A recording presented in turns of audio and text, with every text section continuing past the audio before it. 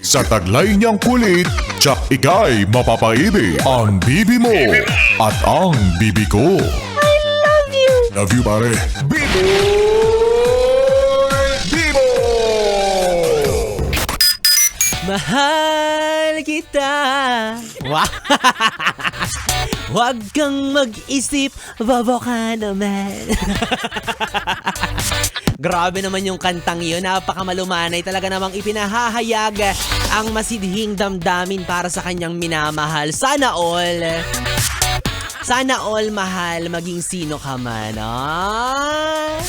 Ikaw ba, minsan mo na bang naranasan ang magmahal ng isang taong regardless kung ano man ang kanyang nakaraan, regardless kung ano man ang kanyang pinagdadaanan, ang mahalaga, mahal mo siya, maging sino man siya. Yes! Sas. Mahal mo lang yan kasi mayaman, kaya nasasabi mong mahal kita, maging sino ka man. Diba? Aanin mo nga naman ang nakaraan. Kung sa kasalukuyan siya ay mayaman, diba? Kaya i-grab mo na yan. Oh, diba? Alam ko naman, yes, friend, na lahat tayo ay natututong magmahal sa mga pagkakataong hindi natin inaasahan, diba? Hindi natin inaakala, no? Diba? Akala mo hindi mo siya magugustuhan, akala mo hindi pasok sa standard mo. Pero nung nalamdaman mo or naramdaman mo sa puso mo na, ay, eto na yun. Eto na yung mamahalin ko. Wala akong pakialam kung sino man siya. Kung ano man ang nakalipas niya, basta mahal ko siya. Yes! Sana all. May kakilala kasi ako nagalit nung nalaman niyang mas maasim pa sa sinigang yung taong minahal.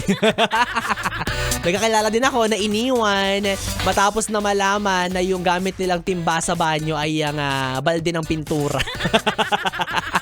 Grabe naman. Nalaman mo lang na yung gamit naming baso, yung ginamit naming cup noodles, iniwan mo na ako agad. Ay nako, ganun talaga no. Minsan ito yung basihan natin sa buhay. Kapag nagmamahal tayo, ano nga ba yung mga pamantayan natin? Ano nga ba yung makapagpapasabi sa atin na mahal ko to? Regardless kung ano man siya, regardless kung ano man yung pagdaanan niya or pinagdaanan niya, wala akong pakialam, basta mahal ko siya. 'Di ba? Ganun 'yun. Kapag mahal mo, dapat mahal mo. Wala nang pero, wala nang ibang kondisyon. Pero aminin nyo, no, sa panahon ngayon, uso ang katagang mahal kita maging sino ka man. Pero hindi naman na paninindigan. Yan tayo Buti pa nga sa buti pa nga sa pagmamahal. Agad-agad pinapapasok mo. Agad-agad pinaninindigan mo. Pero sa trabaho, di ba? Ang hirap. Ang daming pagdadaanan, ang daming tanong ng HR bago ka makapasok. Pero siya, pinapasok kanya ng basta-basta sa buhay niya. Kaya sana pahalagahan mo rin yung pagmamahal niya, di ba? Kasi ang tunay at mas malalim na definisyon ng pag-ibig ay yung kahit mahirap na siyang intindihin, mahirap na siyang unawain, siya pa rin ang iyong pipiliin. Yes! Ganun yun, di ba? Dead makasabaho ng nakaraan niya. Ang mahalaga, mabango na siya sa pang-amoy mo ngayon. Basta ako, yes, friend. Mahal kita, maging sino ka pa. Dahil wala akong pakialam sa nakaraan mo. Basta, marami kang pera. Yeah. Ay, nako, si Biboy Bibo talaga mukhang pera, oo. Sayang na wala sa akin yung ACS, pera lang yan sa gabi nito. Pero, hayaan mo na. Mahal mo pa rin naman ako, no? Papakinggan mo pa rin naman ako siguro kahit wala sa akin yung papremyo.